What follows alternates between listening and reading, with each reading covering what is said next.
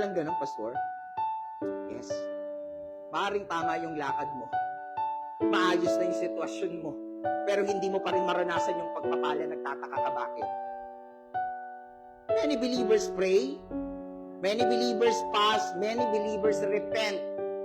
Many are awake. But it's a reminder this morning by the Lord saying, you are already prepared. Now move. Sabi mo nga sa katabi mo, move. For you to experience the yes and amen in the promises. For you to experience the promises, you need to move. Sabi mo nga sa katabi mo, galaw.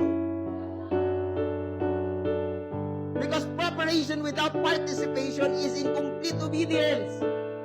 Yung paghahanda ng paghahanda, pero walang pagkilos is still incomplete obedience. It's not pleases the Lord.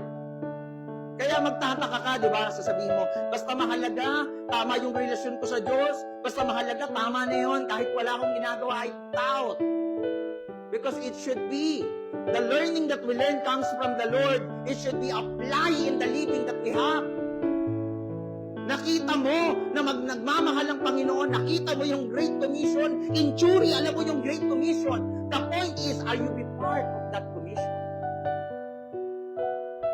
Or baka head knowledge?